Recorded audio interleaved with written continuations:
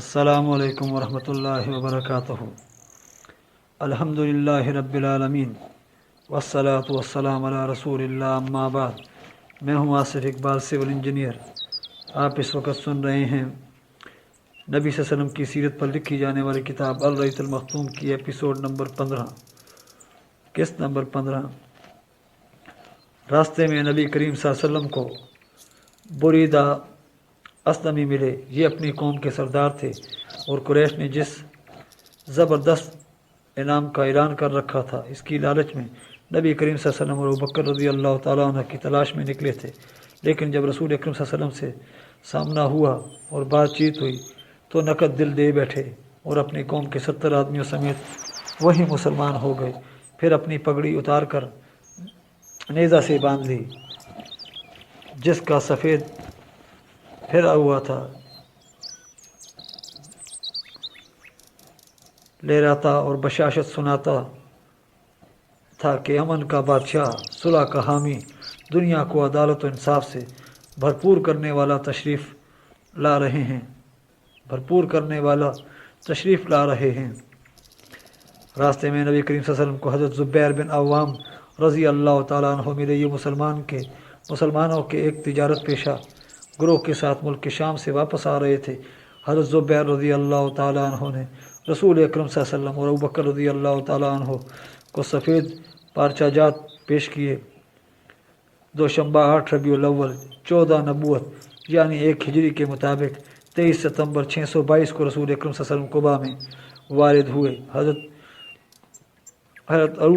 अरूता बिन ज़ुबैर रज़ी अल्लाह तआला अन्हु का बयान है कि मुसलमान मदीना ने मक्का से रसूल अकरम सल्लल्लाहु अलैहि वसल्लम की रवानगी की खबर सुन ली थी। इसलिए लोग रोज़ाना सुबह हरा की तरफ निकल जाते और आपकी राह तकते रहते।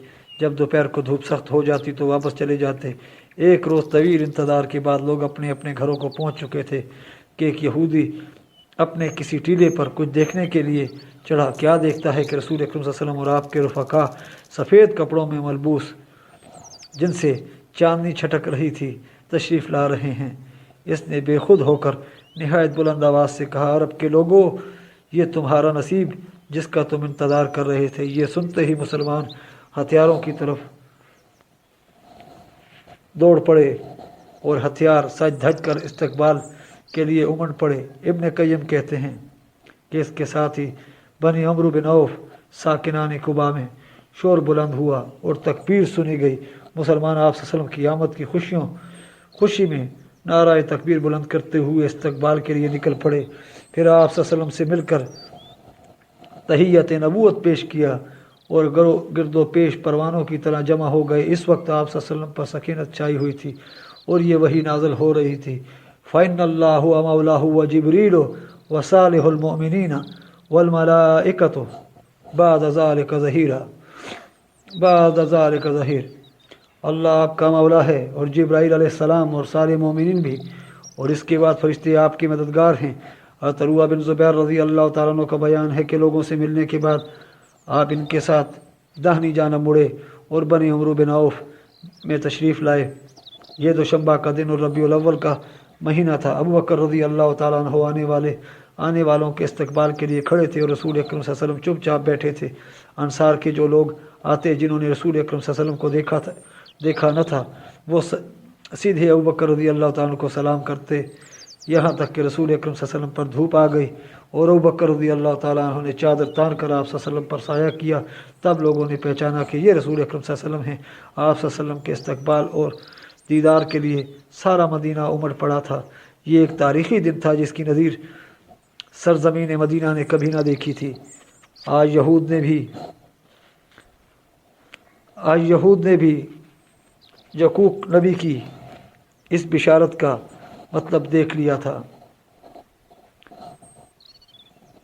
कि अल्लाह जनूब से और वो जो कुद्दूस है कोहे फ़ारान से आया। रसूल अकरम सल्लल्लाहु अलैहि वसल्लम ने कुबा में कुलसूम बिन हदम रज़ी अल्लाह तआला अन्हा और कहा जाता है कि साद बिन हैसमा के मकान में क़याम फरमाया।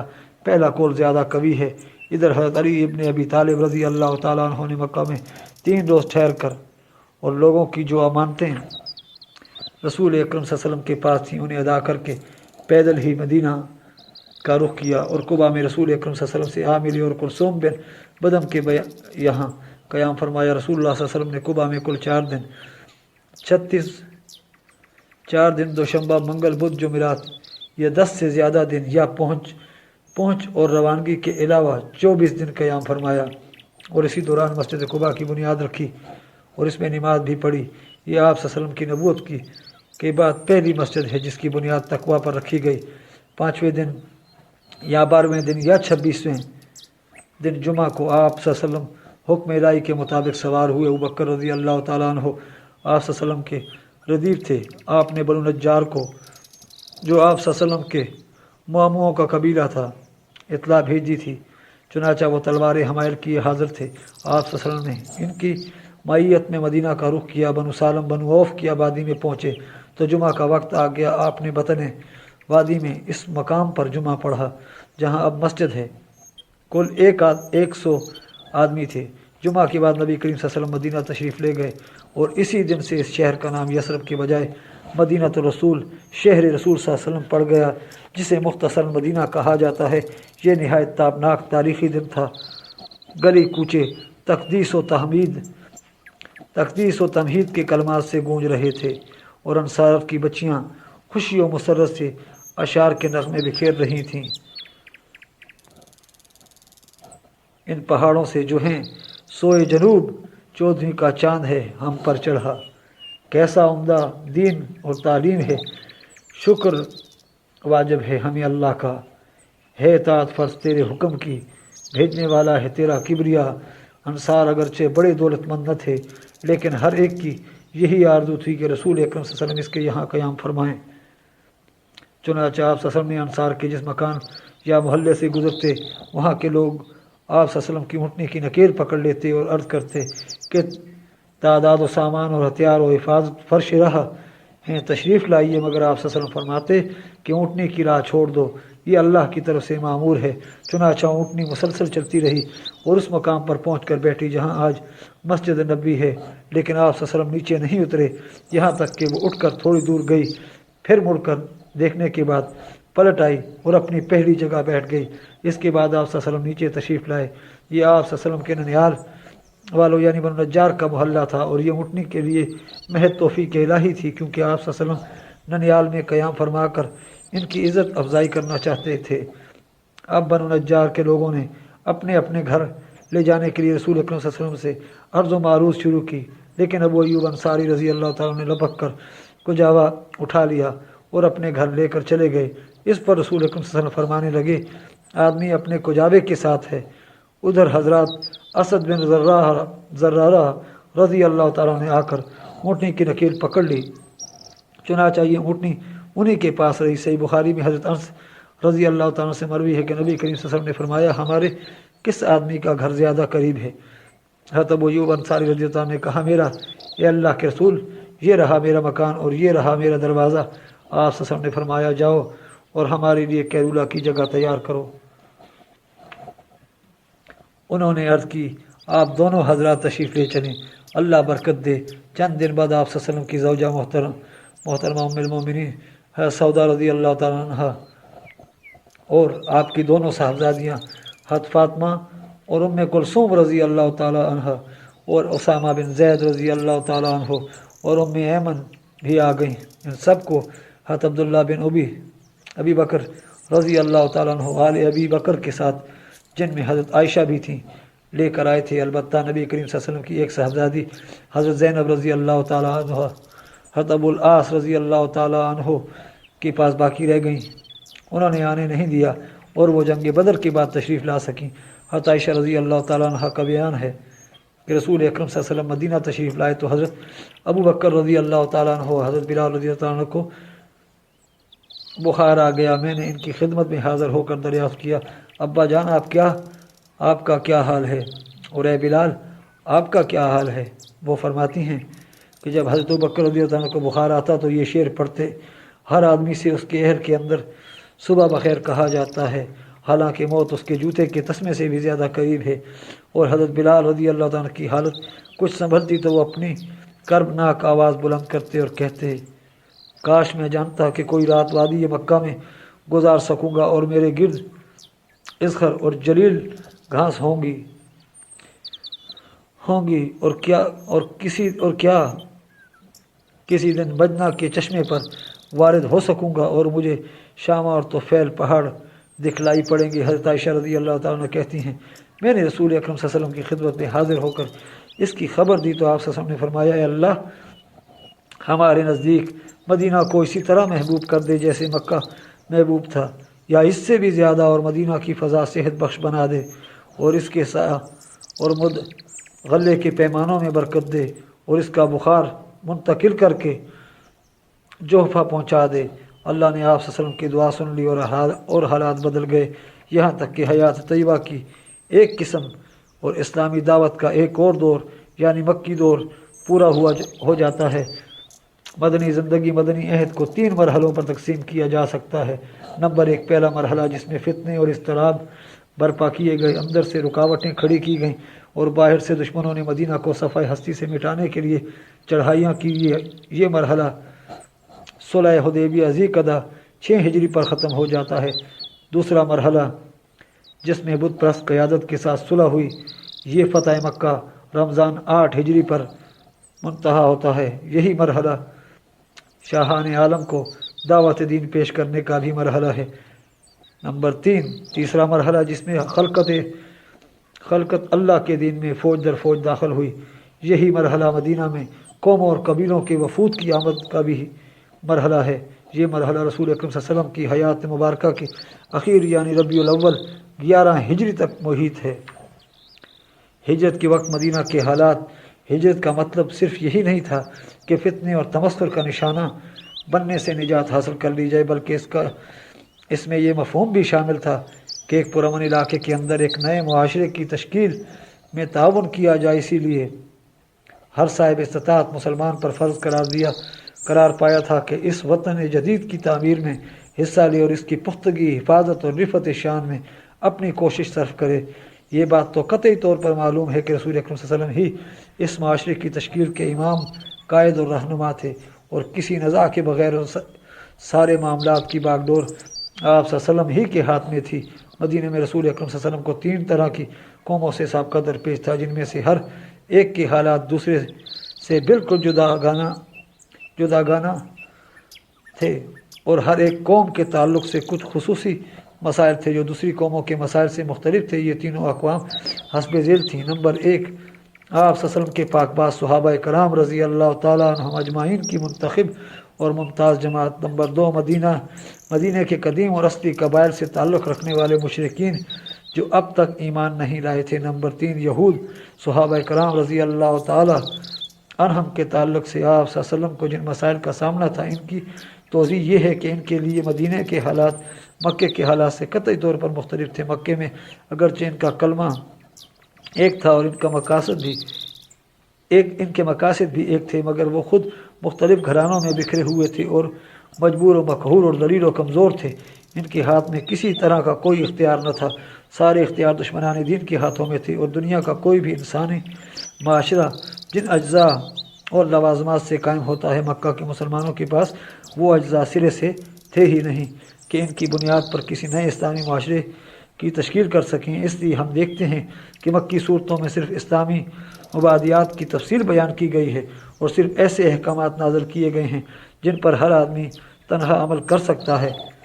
इसके अलावा नेकी, भलाई और मकारम अखलाक की तरगीब दी गई है और रज़ील व ज़लील कामों से बचने की ताकीद की गई है। इसके बरखिलाफ़ मदीना में मुसलमानों के ज़मामे कार पहले ही दिन से ख़ुद इनके अपने हाथ में थी, इन पर किसी दूसरे का तसल्लुत न था। इसलिए अब वक्त आ गया था कि मुसलमान तहज़ीब और इमरानियात, माशियात और इक़्तिसादियात, सियासत व हुकूमत और सुलह और जंग के मसाइल का सामना करें और इनके लिए हलाल व हराम और इबादत और अखलाक वगैरह मसाइल ज़िंदगी की भरपूर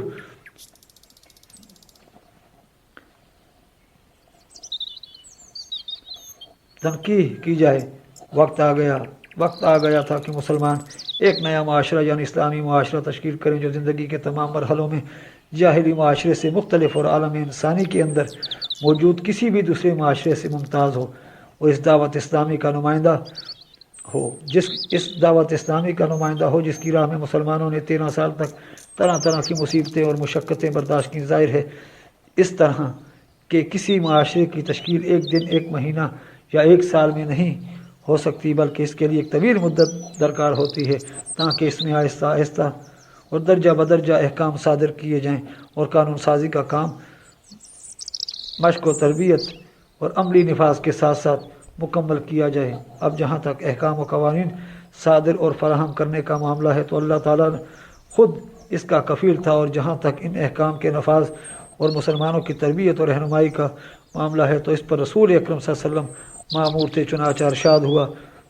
هو الذی بعث فی امیین رسولا منہم یتلو علیہم آیاتہ ویزکیہم ویعلمہم الکتاب والحکمۃ وإن كانوا من قبل لفی ضلال مبین۔ وہی ہے جس نے امیوں میں خود انہی کے اندر سے ایک رسول بھیجا جو ان پر اللہ کی آیات تلاوت کرتا ہے اور انہیں پاک و صاف کرتا ہے اور انہیں کتاب و حکمت سکھاتا ہے، اور یہ لوگ یقیناً پہلے کھلی گمراہی میں تھے۔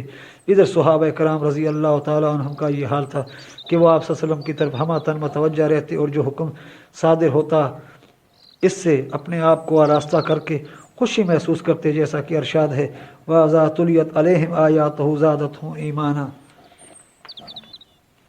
جب ان پر اللہ تعالیٰ کی آیات تلاوت کی جاتی ہیں تو ان کے ایمان کو بڑھا دیتی ہیں۔ چونکہ ان سارے مسائل کی تفصیل ہمارے موضوع میں داخل نہیں، اس لیے ہم اس پر بقدر ضرورت گفتگو کریں گے۔ بہرحال یہی سب عظیم مسئلہ تھا جو رسول اکرم صلی اللہ علیہ وسلم کو مسلمانوں کے تعلق سے درپیش تھا، اور بڑے پیمانے پر یہی دعوت اسلامیہ اور رسالت محمدیہ صلی اللہ علیہ وسلم کا مقصود بھی تھا، لیکن یہ کوئی ہنگامی مسئلہ نہ تھا بلکہ مستقل اور دائمی تھا۔ البتہ اس کے علاوہ کچھ دوسرے مسائل بھی تھے جو فوری توجہ کے طالب تھے، جن کی مختصر کیفیت یہ ہے۔ مسلمانوں کی جماعت میں دو طرح کے لوگ تھے، ایک وہ جو خود اپنی زمین، اپنے مکان اور اپنے اموال کے اندر رہ رہے تھے اور اس بارے میں ان کو اس سے زیادہ فکر نہ تھی جتنی کسی آدمی کو اپنے اہل و عیال میں امن و سکون کے ساتھ رہتے ہوئے کرنی پڑتی ہے۔ یہ انصار کا گروہ تھا۔ ان میں پشتہا پشت سے باہم بڑی مستحکم عداوتیں اور نفرتیں چلی آ رہی تھیں۔ ان کے پہلو دوسرا گروہ مہاجرین کا تھا جو ان ساری سہولتوں سے محروم تھا اور لٹ پٹ کر کسی نہ کسی طرح تن بہ تقدیر مدینہ پہنچ گیا تھا۔ ان کے پاس نہ تو رہنے کے لیے کوئی ٹھکانہ تھا، نہ پیٹ پالنے کے لیے کوئی کام، اور نہ سرے سے کسی قسم کا کوئی مال جس پر ان کی معیشت کا ڈھانچہ کھڑا ہو سکے۔ پھر ان پناہ گیر مہاجرین کی تعداد کوئی معمولی بھی نہ تھی، اور ان میں دن بدن اضافہ ہی ہو رہا تھا، کیونکہ اعلان کر دیا گیا تھا کہ جو کوئی اللہ اور اس کے رسول صلی اللہ علیہ وسلم پر ایمان رکھتا ہے وہ ہجرت کر کے مدینہ آ جائے۔ اور معلوم ہے کہ مدینہ میں نہ کوئی بڑی دولت تھی، نہ آمدنی کے ذرائع اور وسائل، چنانچہ مدینہ کا اقتصادی توازن بگڑ گیا، اور اس تنگی ترشی میں اسلام دشمن طاقتوں نے بھی مدینہ کا تقریباً اقتصادی بائیکاٹ کر دیا، جس سے درآمدات بند ہو گئی اور حالات انتہائی سنگین ہو گئے۔ دوسری قوم یعنی مدینہ کے اصل مشرک باشندوں کا حال یہ تھا کہ انہیں مسلمانوں پر کوئی بالادستی حاصل نہ تھی۔ کچھ مشرکین شک و شبہ میں مبتلا تھے اور اپنے آبائی دین کو چھوڑنے میں تردد محسوس کر رہے تھے، لیکن اسلام اور مسلمانوں کے خلاف اپنے دل میں کوئی عداوت اور دوگھات نہیں رکھ رہے تھے۔ اس طرح کے لوگ تھوڑے ہی عرصے بعد مسلمان ہو گئے اور خالص اور پکے مسلمان ہوئے۔ اس کے برخلاف کچھ مشرکین ایسے تھے جو اپنے سینے میں رسول اکرم صلی اللہ علیہ وسلم اور مسلمانوں کے خلاف سخت کینہ و عداوت چھپائے ہوئے تھے، لیکن ان میں مد مقابل آنے کی جرت نہ تھی، بلکہ حالات کے پیش نظر آپ صلی اللہ علیہ وسلم سے محبت و خلوص کے اظہار پر مجبور تھے۔ ان میں سر فہرست عبداللہ بن ابی ابن سلول تھا۔ یہ وہ شخص ہے جس کو جنگ بواس کے بعد اپنا سربراہ بنانے پر اوس و خزرج نے اتفاق کر لیا تھا۔ حالانکہ اس سے قبل دونوں فریق کسی کی سربراہی پر متفق نہیں ہوئے تھے، لیکن اب اس کے لیے مونگوں کا تاج تیار کیا جا رہا تھا تاکہ اس کے سر پر تاج شاہی رکھ کر اس کی باقاعدہ بادشاہت کا اعلان کر دیا جائے۔ یعنی یہ شخص مدینہ کا بادشاہ ہونے ہی والا تھا کہ اچانک رسول اکرم صلی اللہ علیہ وسلم کی آمد ہو گئی اور لوگوں کا رخ اس کے بجائے آپ صلی اللہ علیہ وسلم کی طرف ہو گیا۔ اس لیے اسے احساس تھا کہ آپ صلی اللہ علیہ وسلم ہی نے اس کی بادشاہت چھینی ہے، لہٰذا وہ اپنے نہال خانہ دل میں آپ صلی اللہ علیہ وسلم کے خلاف سخت عداوت چھپائے ہوئے تھا۔ اس کے باوجود جب اس نے جنگ بدر کے بعد دیکھا کہ حالات اس کے موافق نہیں ہیں اور وہ شرک پر قائم رہ کر اب دنیاوی فوائد سے بھی محروم ہوا چل جاتا ہے تو اس نے بظاہر قبول اسلام کا اعلان کر دیا، لیکن وہ اب بھی در پردہ کافر ہی تھا۔ اسی لیے جب بھی اسے رسول اکرم صلی اللہ علیہ وسلم اور مسلمانوں کے خلاف کسی شرارت کا موقع ملتا وہ ہرگز نہ چوکتا۔ اس کے ساتھی عموماً وہ رؤسا تھے جو اس کی بادشاہت کے زیر سایہ بڑے بڑے مناصب کے حصول کی توقع باندھے بیٹھے تھے، مگر اب انہیں اس سے محروم ہو جانا پڑا۔ یہ لوگ اس شخص کے شریک کار تھے اور اس کے منصوبوں کی تکمیل میں اس کی مدد کرتے تھے، اور اس مقصد کے لیے بسا اوقات نوجوانوں اور سادہ لو مسلمانوں کو بھی اپنے چابک دستی سے اپنا اعلی کار بنا لیتے تھے۔ تیسری قوم یہود تھی۔ جیسا کہ گزر چکا ہے، یہ لوگ اشورا اور رومی ظلم و جبر سے بھاگ کر حجاز میں پناہ گزین ہو گئے تھے۔ یہ در حقیقت عبرانی تھے، لیکن حجاز میں پناہ گزین ہونے کے بعد ان کی وضاقتہ زبان اور تہذیب وغیرہ بالکل عربی رنگ میں رنگ گئی تھی، یہاں تک کہ ان کے قبیلوں اور افراد کے نام بھی عربی ہو گئے تھے، اور عربوں کے آپس میں شادی بیاہ کے رشتے بھی قائم ہو گئے تھے۔ لیکن ان سب کے باوجود ان کی نسلی عصبیت برقرار تھی، اور وہ عربوں میں مدغم نہ ہوئے تھے، بلکہ اپنی اسرائیلی یہودی قومیت پر فخر کرتے تھے اور عربوں کو انتہائی حقیر سمجھتے تھے، حتیٰ کہ انہیں امی کہتے تھے، جس کا مطلب ان کے نزدیک یہ تھا: بدویشی، رذیل، پسماندہ اور اچھوت۔ ان کا عقیدہ تھا کہ عربوں کا مال ان کے لیے مباح ہے، جیسے چاہیں کھائیں، چنانچہ اللہ تعالیٰ کا ارشاد ہے: قالوا لیس علینا فی الامیین سبیل۔ انہوں نے کہا ہم پر امیوں کے معاملے میں کوئی راہ نہیں، یعنی امیوں کا مال کھانے میں ہماری کوئی پکڑ نہیں۔ ان یہودیوں میں اپنے دین کی اشاعت کے لیے کوئی سرگرمی نہیں پائی جاتی تھی۔ لے دے کر ان کے پاس دین کی جو پونجی رہ گئی تھی وہ تھی فال گیری، جادو اور جھاڑ پھونک وغیرہ۔ انہی چیزوں کی بدولت وہ اپنے آپ کو صاحب علم و فضل اور روحانی قائد و پیشوا سمجھتے تھے۔ یہودیوں کو دولت کمانے کے فنون میں بڑی مہارت تھی۔ غلے، کھجور، شراب اور کپڑے کی تجارت انہی کے ہاتھ میں تھی۔ یہ لوگ غلے، کپڑے اور شراب درآمد کرتے تھے اور کھجور برآمد کرتے تھے۔ اس کے علاوہ بھی ان کے مختلف کام تھے جن میں وہ سرگرم رہتے تھے۔ وہ اپنے اموال تجارت میں عربوں سے 2 گنا 3 گنا منافع لیتے تھے اور اسی پر بس نہ کرتے تھے، بلکہ وہ سود خور بھی تھے۔ اس لیے وہ عرب شیوخ اور سرداروں کو سودی قرض کے طور پر بڑی بڑی رقمیں دیتے تھے، جنہیں یہ سردار حصول شہرت کے لیے اپنی مداح سرائی کرانے والے شعراء وغیرہ پر بالکل فضول اور بے دریغ خرچ کر دیتے تھے۔ ادھر یہود ان رقموں کے عوض ان سرداروں سے ان کی زمینیں، کھیتیاں اور باغات وغیرہ گرو رکھوا لیتے تھے اور چند سال گزرتے ان کے مالک بن بیٹھتے تھے۔ یہ لوگ دسیہ کاری، سازشوں اور جنگ و فساد کی آگ بھڑکانے میں بھی بڑے ماہر تھے۔ ایسی باریکی سے ہمسایہ قبائل میں دشمنی کے بیج بوتے اور ایک دوسرے کے خلاف بھڑکاتے کہ ان قبائل کو احساس تک نہ ہوتا۔ اس کے بعد ان قبائل میں پہم جنگ برپا رہتی، اور اگر خدا نخواستہ جنگ کی یہ آگ سرد پڑتی دکھائی دیتی تو یہود کی خفیہ انگلیاں پھر حرکت میں آ جاتی اور جنگ پھر بھڑک اٹھتی۔ کمال یہ تھا کہ یہ لوگ قبائل کو لڑا بھڑا کر چپ چاپ کنارے بیٹھے رہتے اور عربوں کی تباہی کا تماشا دیکھتے، البتہ بھاری بھرکم سودی قرض دیتے رہتے تاکہ سرمایہ کی کمی کے سبب لڑائی بند نہ ہونے پائے، اور اس طرح وہ دورہ نفع کماتے رہتے۔ ایک طرف اپنی یہودی جمعیت کو مضبوط رکھتے اور دوسری طرف سود کا بازار ٹھنڈا نہ پڑنے دیتے، بلکہ سود در سود کے ذریعے بڑی بڑی دولت کماتے۔ یثرب میں یہودیوں کے 3 مشہور قبیلے تھے۔ بنو قینقاع، یہ خزرج کے حلیف تھے اور ان کی آبادی مدینہ کے اندر ہی تھی۔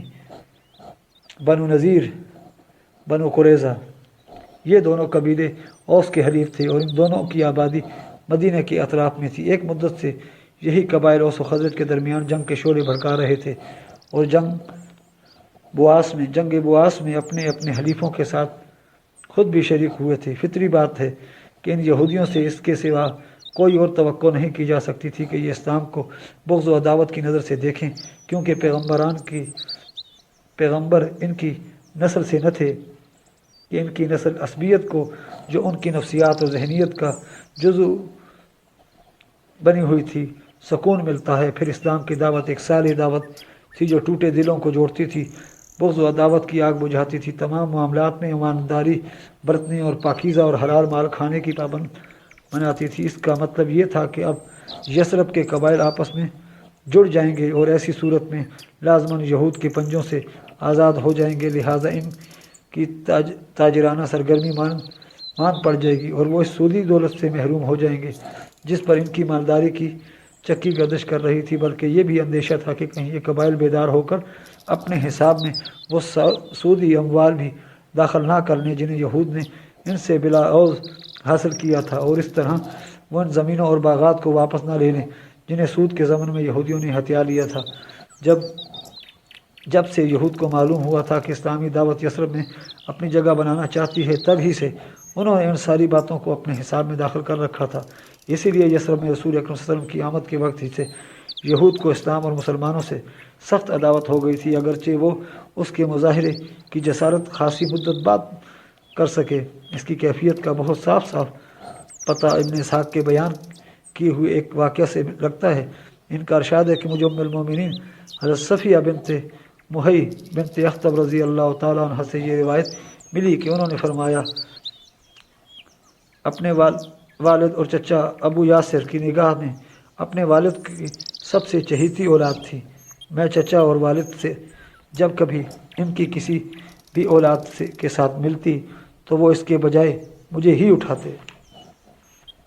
जब रसूल अकरम सल्लल्लाहु अलैहि वसल्लम तशरीफ़ लाई और कुबा में बनु अम्र बिन औफ के यहाँ नज़ुल फरमा हुए तो मेरे वालिद मुहई बिन अख्तब और मेरे चचा अबू यासिर आप सल्लल्लाहु अलैहि वसल्लम की खिदमत में सुबह तड़के हाज़िर हुए और ग़ुरूब आफ्ताब के वक्त वापस आए। बिल्कुल थके मांदे, गिरते पड़ते, लड़खड़ाती चाल चलते हुए मैंने हस्बे मामूल चह कर इनकी तरफ दौड़ लगाई, लेकिन उन्हें इस कदर गम था कि बखुदा दोनों में से किसी ने भी मेरी तरफ इल्तफ़ात न किया। और मैंने अपने चचा को सुना, वो मेरे वालिद हुई बिन अख्तब से कह रहे थे, क्या ये वही है? उन्होंने कहा, हाँ खुदा की कसम। चचा ने कहा, आप इन्हें ठीक ठीक पहचान रहे हैं? वालिद ने कहा, हाँ। चचा ने कहा, तो आपके दिल में इनके मुताल्लिक़ क्या इरादे हैं?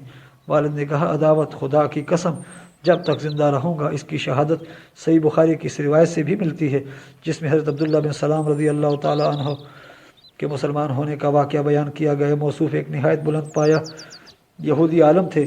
आपको जब बनु नज्जार में रसूल अकरम सल्लल्लाहु अलैहि वसल्लम की तशरीफ़ आवरी की खबर मिली तो आप सल्लल्लाहु अलैहि वसल्लम की खिदमत में बअजलत तमाम हाज़िर हुए और चंद सवालात पेश किए जिन्हें सिर्फ नबी ही जानता है। और जब नबी करीम सल्लल्लाहु अलैहि वसल्लम की तरफ से इनके जवाबात सुने तो वहीं उसी वक्त मुसलमान हो गए। फिर आप सल्लल्लाहु अलैहि वसल्लम से कहा कि यहूद एक बहतान बाज कौम है, अगर इन्हें इससे कबल कि आप सल्लल्लाहु अलैहि वसल्लम कुछ दरियाफ्त फरमाएँ मेरे इस्लाम लाने का पता लग गया तो वो आपके पास मुझ पर बहतान तराशेंगे। लिहाजा रसूल अकरम सल्लल्लाहु अलैहि वसल्लम ने यहूद को बुला भेजा। वो आए और उधर अब्दुल्ला बिन सलाम रज़ी अल्लाह तआला अन्हु घर के अंदर छुप गए थे। तो रसूल अकरम सल्लल्लाहु अलैहि वसल्लम ने दरियाफ्त फरमाया कि अब्दुल्ला बिन सलाम तुम्हारे अंदर कैसे आदमी हैं? उन्होंने कहा, हमारे सबसे बड़े आलम हैं और सबसे बड़े आलम के बेटे हैं, हमारे सबसे अच्छे आदमी हैं और सबसे अच्छे आदमी के बेटे हैं। एक रिवायत के अल्फाज हैं कि हमारे सरदार हैं और हमारे सरदार के बेटे हैं, और एक दूसरी रिवायत के अल्फाज ये हैं कि हमारे सबसे अच्छे आदमी हैं और सबसे अच्छे आदमी के बेटे हैं, और हम में सबसे अफजल हैं और सबसे अफजल आदमी के बेटे हैं। रसूल अकरम सल्लल्लाहु अलैहि वसल्लम ने फरमाया, अच्छा ये बताओ, अगर अब्दुल्ला मुसलमान हो जाएं तो यहूद ने 2 या 3 बार कहा, अल्लाह इनको इससे महफूज रखे। इसके बाद हज़रत अब्दुल्ला बिन सलाम रज़ी अल्लाह तआला अन्हु बरामद हुए और फरमाया, अशहदु अन ला इलाहा इल्लल्लाह व अशहदु अन्ना मुहम्मदन रसूलुल्लाह। मैं गवाही देता हूँ कि अल्लाह के सिवा कोई अल्लाह की इबादत नहीं, और मैं गवाही देता हूँ कि मोहम्मद सल्लल्लाहु अलैहि वसल्लम अल्लाह के रसूल हैं। इतना सुनना था कि यहूदी बोल पड़े, शर्रुना व इब्न शर्रिना, ये हमारा सबसे बुरा आदमी है और सबसे बुरे आदमी का बेटा है। और इसी वक्त इनकी बुराइयां शुरू कर दी। एक रिवायत में है कि इस पर हज़रत अब्दुल्ला बिन सलाम रज़ी अल्लाह तआला अन्हु ने फरमाया, ए जमात यहूद, अल्लाह से डरो, इस अल्लाह की कसम जिसके सिवा कोई माबूद नहीं। तुम लोग जानते हो कि आप सल्लल्लाहु अलैहि वसल्लम अल्लाह के रसूल हैं और आप हक़ लेकर तशरीफ़ लाए हैं। लेकिन यहूदियों ने कहा तुम झूठ कहते हो। ये पहला तजर्बा था जो रसूल अकरम सल्लल्लाहु अलैहि वसल्लम को यहूद के मुताल्लिक़ हासिल हुआ और मदीना में दाखिले के पहले ही दिन हासिल हुआ। यहाँ तक जो कुछ जिक्र किया गया ये मदीने के दाखिली हालात से मुताल्लिक़ था। बैरून मदीना मुसलमानों के सबसे कड़े दुश्मन कुरैश थे और 13 साल तक जबकि मुसलमान इनके ज़ेर दस्त थे, दहशत मचाने, धमकी देने और तंग करने के तमाम हथकंडे इस्तेमाल कर चुके थे, तरह तरह की सख्तियाँ और मजालिम कर चुके थे, मुनज़्ज़म और वसी प्रोपेगेंडे और नहायत सब्र आज़मा नफ्सियाती हरबे इस्तेमाल में ला चुके थे। फिर जब मुसलमानों ने मदीना हिजरत की तो कुरैश ने इनकी ज़मीनें, मकानात और माल और दौलत सब कुछ जब्त कर ली और मुसलमानों और इनके अहल वयाल के दरमियान रुकावट बनकर खड़े हो गए, बल्कि जिसको पा सके कैद करके तरह तरह की अजियतें दी। फिर इस पर बस न किया बल्कि सरबराह दावत हज़रत मोहम्मद सल्लल्लाहु अलैहि वसल्लम को कत्ल करने और आप सल्लल्लाहु अलैहि वसल्लम की दावत को बेखुबुन से उखाड़ने के लिए खौफनाक साजिशें की और इसे रोबा अमल लाने के लिए अपनी सारी सलाहियतें सर्फ कर दी। जब मुसलमान किसी तरह बचा कर कोई 500 किलोमीटर दूर मदीना की सरजमीन पर जा पहुँचते तो कुरैश ने अपनी साख का फ़ायदा उठाते हुए घनौना सियासी किरदार अंजाम दिया, यानी ये चूँकि हरम के बाशिंदे हैं और बैतुल्लाह के पड़ोसी थे और इसकी वजह से उन्हें अहले अरब के दरमियान दीनी क़यादत और दुनियावी रियासत का मनसब हासिल था, इसलिए उन्होंने जज़ीरतुल अरब के दूसरे मुशरिकीन को भड़का और वरगला कर मदीने का तकरीबन मुकम्मल बाइकाट करा दिया, जिसकी वजह से मदीना की दरामदात नहायत मुख्तसर रह गईं, जबकि वहाँ मुहाजिरीन पनागीरों की तादाद रोज़ बरोज़ बढ़ती जा रही थी। दर हकीकत मक्के की इन सरकशों और मुसलमानों के इस नए वतन के दरमियान हालत जंग कायम हो चुकी थी और ये नहायत अहमकाना बात है कि इस झगड़े का इल्ज़ाम मुसलमानों के सर डाला जाए। मुसलमानों को हक पहुँचता था कि जिस तरह इनके अमवाल ज़ब्त किए गए थे इसी तरह वो भी इन सरकशों के अमवाल ज़ब्त करें, जिस तरह उन्हें सताया गया था इसी तरह वो भी इन सरकशों को सताएं, और जिस तरह मुसलमानों की ज़िंदगियों के आगे रुकावटें खड़ी की गई थीं इसी तरह मुसलमान भी इन सरकशों की ज़िंदगियों के आगे रुकावटें खड़ी करें और इन सरकशों को जैसे को तैसा वाला बदला दें, ताकि इन्हें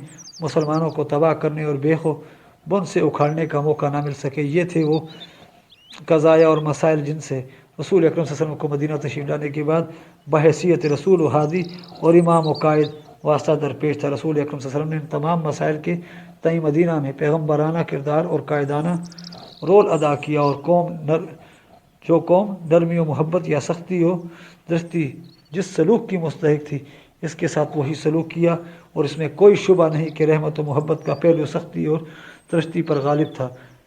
यहाँ तक कि चंद बरसों में ज़माम कार इस्लाम और अहले इस्लाम के हाथ आ गई। अगले सफ़ात में इन्हीं बातों की तफसीलात हदिया कारीन की जाएगी। वाखिर दावाना अल्हम्दुलिल्लाहि रब्बिल आलमीन। इसके साथ ही हमारी एपिसोड का अख्ताम होता है। मिलते हैं इंशाअल्लाह अगले एपिसोड में। आप हमारे चैनल को सब्सक्राइब कीजिए, वीडियो को लाइक कीजिए और कमेंट्स में अपनी कीमती आरा से आगाह कीजिए। अल्लाह हाफ़िज़।